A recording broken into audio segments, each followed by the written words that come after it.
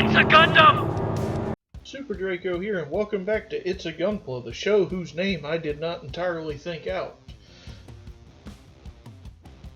So, we're continuing Xabungle. Today we're doing the left arm.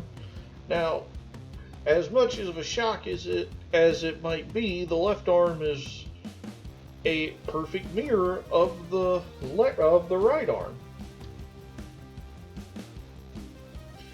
So, we'll see how long this video goes, because I'm probably going to cut any fluff I can out of this one.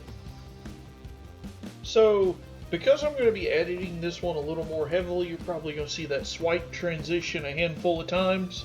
And basically, I'm just using that to cut out pointless struggling or orienting, or especially in the case of this build, where it has parts that are just not very well thought out, in my opinion.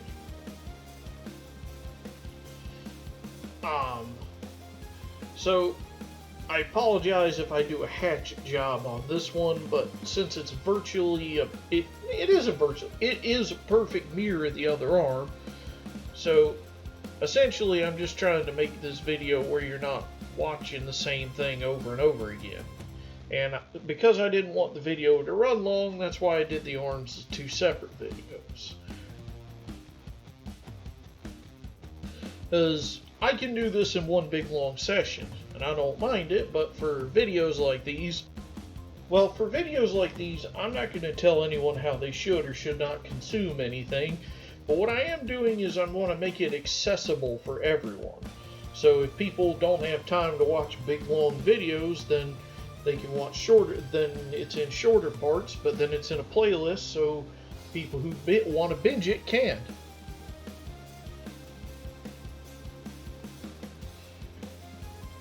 So I don't have a lot of good commentary because it's the same issues. I don't know if I'm going to do the whole what meme I did last time about the mysterious, how that part goes from one side to the other without the arm turning.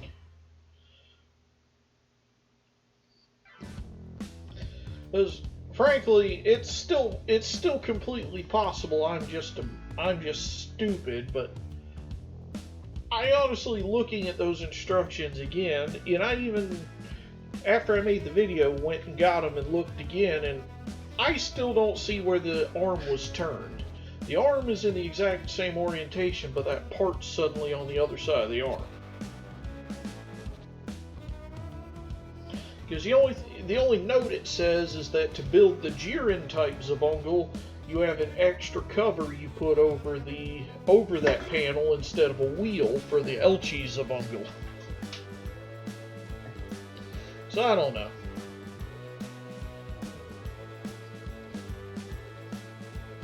So anyway, getting away from negativity, I do have to admit I appreciate the arms, double jointed elbows.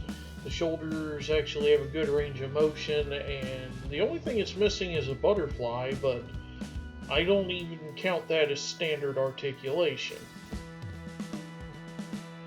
But now we are at the piece in question that has cost me so much anger and confusion and self-doubt.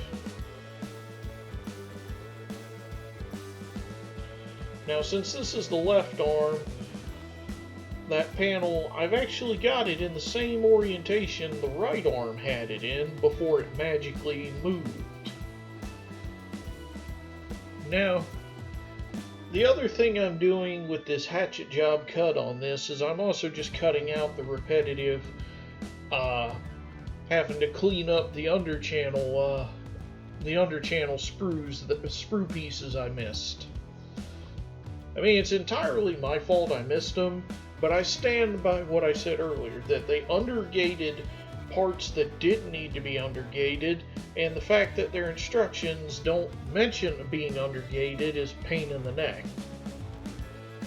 Okay, so the question I'll pose to anyone who's actually watching this is, do you like this heavily edited style of video? Do you want me cutting out every little bit of dead space and streamlining the video, like right here with these fast edits? Or do you want me to leave in some of the struggle, or not the struggle, leave in the me trying to figure out what I'm doing, or me cleaning up these undergates or other things. Because while I'm making this for fun, I want the audience to also enjoy what they're watching, so feel free to put it in the comments. Which do you prefer?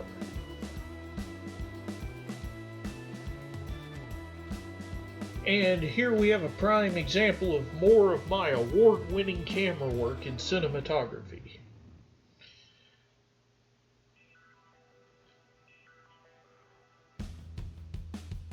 So I'm just going to take the L for this one because my arms are too high and the camera's a bit too low and I'm not paying attention to the shots.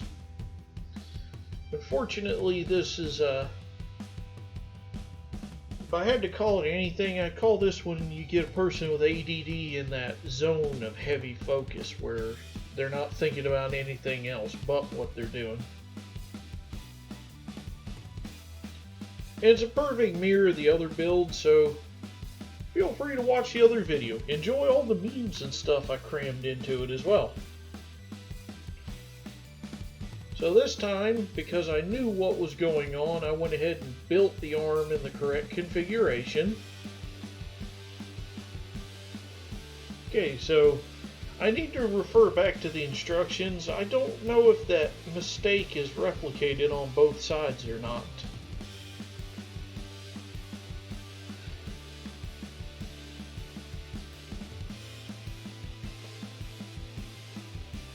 Look at that, I finally became aware of the camera, only after several minutes of quasi-unwatchable video.